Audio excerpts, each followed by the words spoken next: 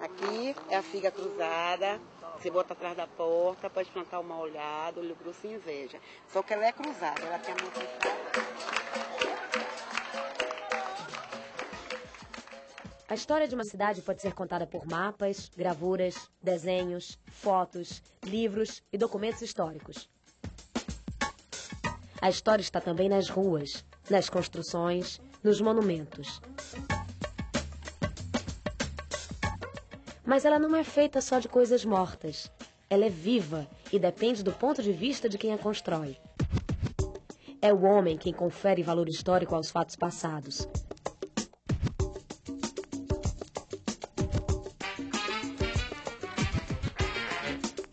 Salvador é uma cidade fundamental para o conhecimento da história brasileira.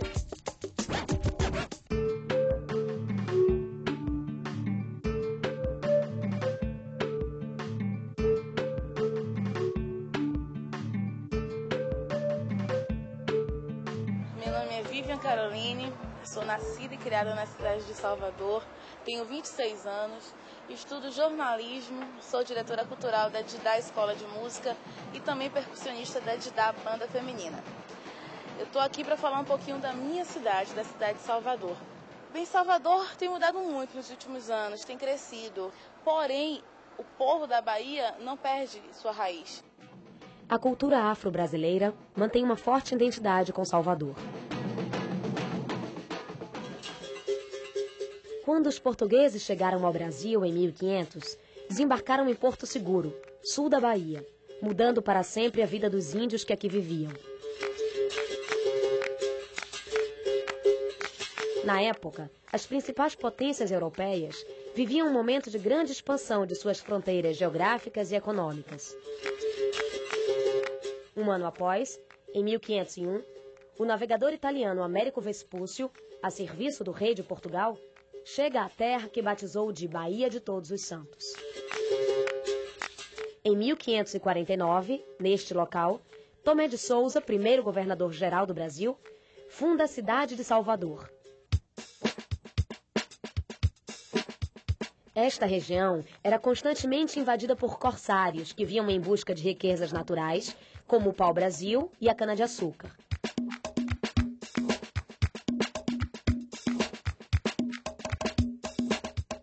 O representante da coroa trouxe com ele mais de 1000 pessoas e tinha ordens expressas de Portugal para construir uma cidade-fortaleza. A cidade foi construída como uma povoação grande e forte, como uma imensa fortaleza, naquele conceito de acrópole. Então ela foi construída num promontório a 70 metros do nível do mar. Essa cidade-fortaleza, com seus baluartes, com seu sistema de defesa litorâneo, estava debruçada sobre um porto que era uma praia. E como a cidade também tinha função de comércio, esse porto foi ganhando aterros sucessivos. Toda essa plataforma da Cidade Baixa ela foi conquistada ao mar gradativamente. Em Salvador é uma cidade dividida em duas partes, parte alta e parte baixa. Essa característica da cidade ser dividida em duas, eu acho que surpreendeu muito os primeiros navegantes, né, os primeiros visitantes. E aqui nesse livro Notícias da Bahia, de Pierre Verger, está dizendo: este vasto espaço que eu olho não pode abranger de nenhum ponto. Cortado de pequenos vales e de elevações sem número, não permite construir uma cidade traçada à régua, com ruas retilíneas, rodeando quadras de casas bem quadradas e todas parecidas, como é o costume nas outras cidades da América Espanhola.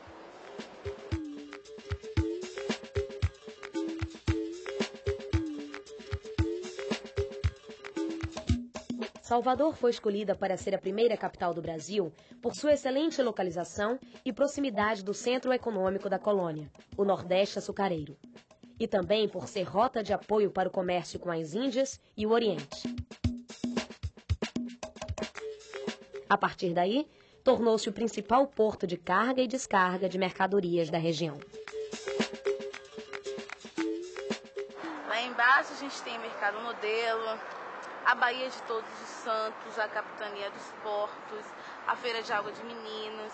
E aí a gente pode tomar o elevador Lacerda, vir parar aqui na parte de cima da cidade se deparar com a Prefeitura Municipal de Salvador, com Pelourinho, Castro Alves, enfim. E aqui em cima a gente tem também uma evolução industrial, né, que está toda aqui na parte alta da cidade. E a isso a gente atribui os shopping centers, grifes, supermercados, enfim, muita coisa moderna. A vida em Salvador se resumia à cidade alta e à praia, como era chamada a região portuária. Só no início do século XIX, o porto se amplia e são feitos vários aterros para a criação de novos bairros na Cidade Baixa.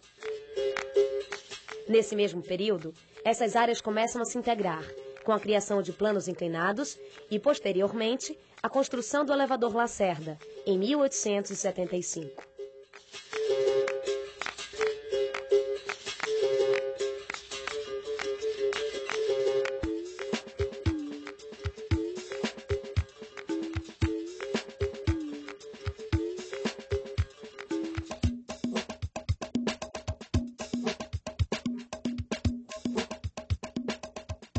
Salvador foi o maior porto do Atlântico Sul ao longo do século XVIII. E isso é de uma riqueza imensa, né? de uma importância muito grande. Ela se consolidou como a capital da América Portuguesa, na verdade. Então, aquela cidade do século XVI, XVII e XVIII, onde ela era uma referência mundial. Então, houve um tempo no século XVIII que ela era a segunda maior cidade do Império Português, só perdendo para Lisboa. E a maior cidade do mundo abaixo da linha do Equador. Em 1763, Salvador deixou de ser a capital da América Portuguesa, título que passou ao Rio de Janeiro. Esta mudança ocorreu devido à importância que a extração do ouro passou a ter na economia da colônia, em substituição à produção açucareira. O porto do Rio de Janeiro atendia com mais eficiência aos novos interesses comerciais da metrópole. A transferência da capital era inevitável. Havia essa necessidade de centralizar um governo no porto do Rio de Janeiro. E também o Rio de Janeiro é muito mais próximo da Bacia do Prata, ou seja, da região das grandes missões jesuíticas, do que a cidade de Salvador. Então toda essa conjuntura fez com que Salvador perdesse a importância estratégica que tinha. A partir desta data, Salvador diminuiu o ritmo de seu crescimento e o povo começou a sentir o impacto da mudança. A cidade não era mais o centro político-administrativo da colônia. As atividades agrícolas e comerciais se enfraqueceram com o esvaziamento do poder burocrático das elites baianas. O baiano tem um sangue muito quente. A capoeira é um reflexo, né, desse sangue quente, que todo mundo pergunta se é dança, se é luta. Mas eu acho que depende do momento. E muitos foram os momentos na história da Bahia em que a capoeira e esse sangue quente precisou mostrar serviço. Manhã de 12 de agosto de 1798. Há uma aglomeração de pessoas no Pelourinho. O que seria? Uma revolução que clamava por liberdade e igualdade entre os homens, fossem eles brancos, pardos ou pretos. Inspirado nos ideais da Revolução Francesa, o movimento entrou para a história com o nome de Revolta dos Alfaiates e teve na composição popular seu principal traço. Na rebelião, soldados, comerciantes e artesãos ampliaram suas bandeiras, incluindo a abolição da escravatura. A violenta repressão deteve o movimento, mas não impediu que fossem lançados os primeiros apelos populares pelo fim da escravidão. Isso foi chamado então de Revolta dos Alfaiates, ou Revolta dos Búzios, ou Conjuração Baiana. Então isso aconteceu em 1798, ou seja, 9 anos após a Revolução Francesa. Então ela pretendia, primeiro, a independência do Brasil, segundo, proclamar uma república, terceiro, libertar os escravos e quarto, direitos iguais a todos os cidadãos. Em 1808, antes de se instalar no Rio de Janeiro, a família real portuguesa passou por Salvador, em fuga das investidas de Napoleão na Europa. Nessa ocasião, o príncipe regente Dom João VI abriu os portos às nações amigas, atendendo aos interesses da Inglaterra.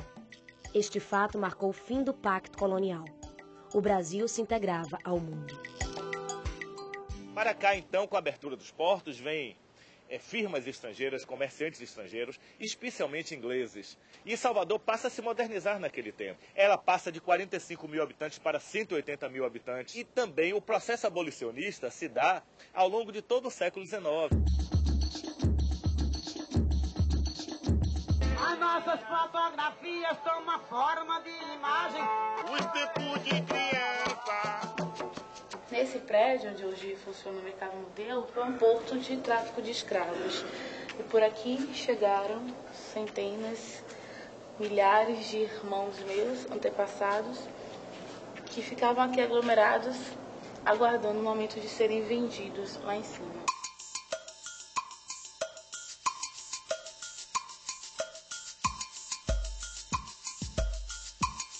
Desde os primeiros tempos da colonização, inicia-se o tráfico de escravos para a América. Os negros eram aprisionados na África, trazidos e vendidos para o trabalho forçado, em regime de completa escravidão. Conhecedores do trabalho agrícola, nada familiarizados com a cultura e as condições do território brasileiro, os africanos, durante séculos, formaram a base da economia colonial escravista. O tráfico de escravos era feito no esquema de escambo. Os navios levavam para a África tabaco, aguardente e búzios para serem trocados por escravos.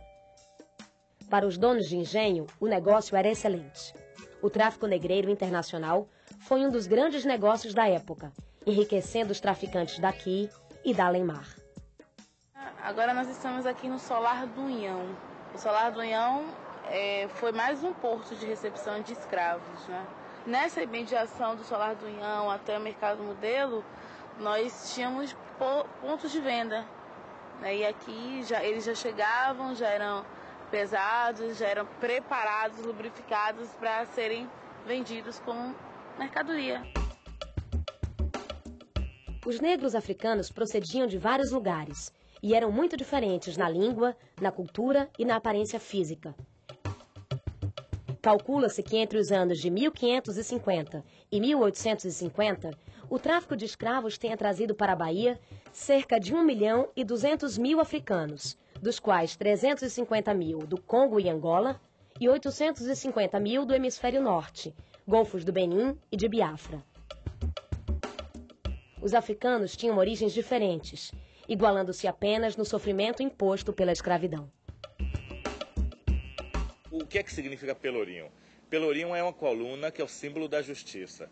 Qualquer cidade, qualquer vila, quando ela era instalada, qualquer uma, em Portugal ou qualquer lugar do Brasil, tinha o seu pelourinho. Pelourinho é originalmente o local onde os escravos apanhavam, onde eles ficavam amarrados, né, para sofrer os castigos. E aqui em Salvador existiam vários pelourinhos, né? Na Castro Alves tinha pelourinho, lá embaixo onde nós estávamos no Mercado Modelo tinha pelourinho. E quando eles colocaram pelourinho aqui, nesse Largo do Pelourinho, aconteciam os castigos eventuais, né? Tudo em praça pública, né? Para quem quisesse ver. Na sequência de uma série de revoltas políticas ocorridas no período da Regência, o Pelourinho, em 1835, foi palco de um importante acontecimento da história de Salvador: a Revolta dos Malês. Os malês eram um grupo de escravos de origem islâmica. Dominados, foram cruelmente castigados no Pelourinho. Tal brutalidade chocou a população da cidade. E neste mesmo ano, o Pelourinho deixou de ser local de suplício de escravos. A Revolta dos Malês também foi outra revolta sufocada. Ela aconteceu num sítio, o foco dela foi na Baixa dos Sapateiros, ali na Praça dos Veteranos, e essa Revolta dos Malês foi de 1835. Então, na verdade, os malês é de uma região da África de religião muçulmana. O que os malês pretendiam era criar uma república muçulmana na Bahia. Eles não queriam somente combater os portugueses, mas também combateriam todos os africanos que não fossem muçulmanos. Então, na verdade, é uma revolta pautada, claro, em aspectos políticos, mas fundamentalmente religioso. Existia um grande número de escravos muçulmanos que sabiam falar árabe e que sabiam escrever em árabe. E vinham doceiros, pessoas que vinham comercializar aqui em Salvador e que no meio dos doces ou do acarajé, enfim, escondiam bilhetes e na compra do alimento, a pessoa já recebia uma mensagem. Então, muitos foram enforcados, muitos foram mandados de volta para a África, mas não foi derrota. Né? Foram vitórias, porque foi avanço, foi através dessas revoltas que nós conseguimos não só a libertação dos escravos, mas também a independência do Brasil. O conjunto arquitetônico colonial que abrigava a elite da cidade de Salvador começou a se tornar um espaço símbolo da luta pela abolição da escravatura. Com o fim da escravidão, muitos senhores doaram casas para seus escravos, que passaram a morar e viver de pequenos negócios, onde antes eram submetidos à humilhação.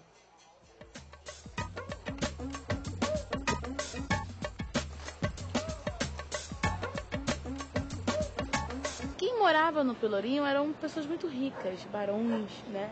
Desembargadores, pessoas de muito poder aquisitivo, eram os manda-chuva da época. Salvador vai crescendo, né? Foi tomando outros rumos, começaram a surgir outros bairros, Correio da Vitória, Barra, e as pessoas foram se deslocando, né? Então as casas que eram unifamiliares passam a ser plurifamiliares, passam a sublocar os seus espaços e diversas famílias morarem. E de classe alta, passa para média alta, média média, média baixa, até chegar, eu diria assim, um estágio de degradação social, onde se tornou ali praticamente um gueto de prostituição, de pobreza e tudo mais. Hoje, o Pelourinho é o coração de um conjunto arquitetônico reconhecido pela Unesco como Patrimônio Histórico e Cultural da Humanidade. Na área, existem quase 2.000 construções dos séculos XVII, XVIII e XIX. A partir da década de 80, foram criadas entidades como, por exemplo, o Olodum, que se instalou no Pelourinho, o Projeto Axé, que consolidaram uma imagem de agremiações afrodescendentes extremamente fortes, extremamente características. Somos a pátria amada! Didá, o poder de criar, Didá! O objetivo da Didá é melhorar a qualidade de vida de mulheres e crianças através da música. Né? São meninas humildes, crianças humildes, que vêm de famílias com problemas. É através da música que eles vão se conhecendo, né? Eles vão conhecendo a história dos seus antepassados, vão se aproximando de sua cultura e vão se entendendo como pessoas importantes dentro da sociedade e procurando identificar qual o seu papel dentro da sociedade. O processo de restauração do casario revitalizou todo o centro histórico, onde se concentram valores e histórias da saga do negro africano no Brasil.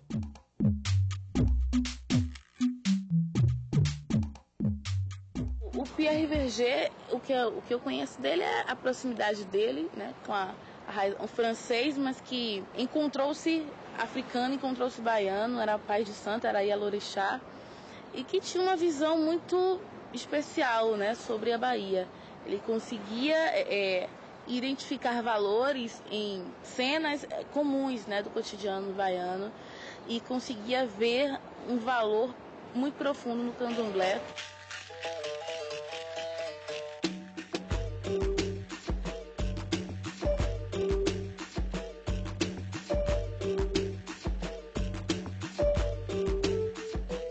A Bahia é a Mãe África, né? É uma reserva de cultura e de memória africana que em muitos países do continente africano não existe mais. Na culinária, temperos como dendê, leite de coco, pimenta e coentro foram introduzidos pelos escravos negros africanos.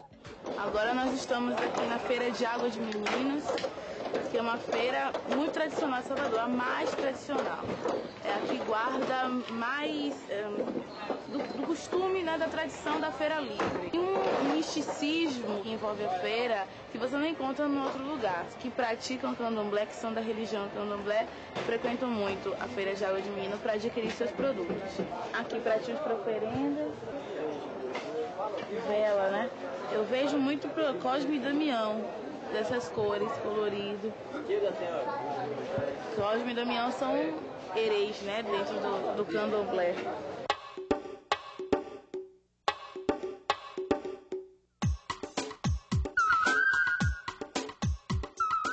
E aqui é o feijão da acarajé. que já vem todo quebradinho para facilitar o trabalho da baiana. Na dança, no batuque, nas vestimentas, nas festas e, sobretudo, na religiosidade, é evidente a herança africana. Essa daqui é o azul, Ogum Santo Antônio. Essa daqui é a vermelhinha, Inhaçã Santa Bárbara. Essa daqui é a verdinha, é o Oxóssi, São Jorge.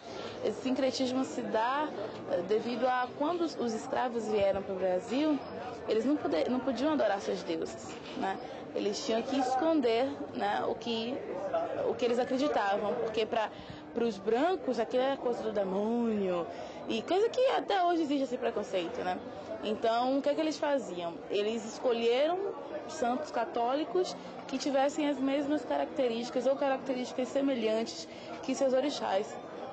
Então eles estavam fazendo oferenda para Inhaçã, mas se chegasse, o branco deveria ver em cima a imagem de Santa Bárbara. Na ocupação da cidade, por exemplo, se você tem as cumeadas ocupadas pelas igrejas, que são os pontos mais altos da cidade, você tem as baixadas, você tem a periferia da cidade ocupada pelos terreiros de candomblé, e que é uma ocupação extremamente diferenciada, o tratamento, a relação do homem com a paisagem, o tipo de ocupação do território, com os elementos naturais. Então um lago é sagrado, um rio é sagrado, uma nascente é sagrada, uma árvore é sagrada.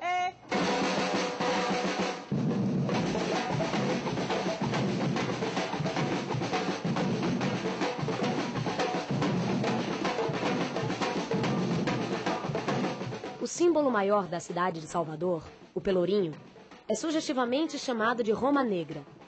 E mais do que um valor arquitetônico, esse centro histórico é um patrimônio cultural, uma referência para a história de Salvador e do Brasil. Eu acho que quando o mundo percebe o valor da Bahia, o baiano se envaidece. Então existe um orgulho, sim, né, de ser do baiano. Então ele se envaidecendo, ele crê que aquilo que ele tem feito é o correto. Então ele continua fazendo e quer fazer aquilo melhor.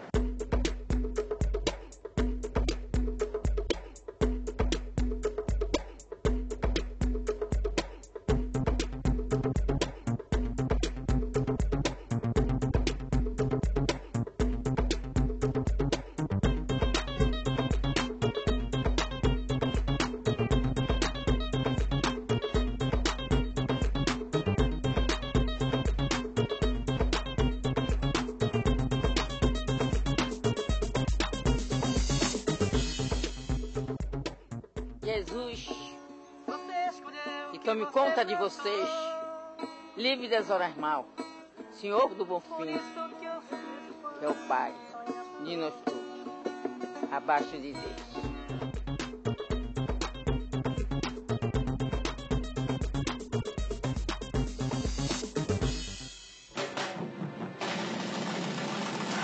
Brasil, um país de todos.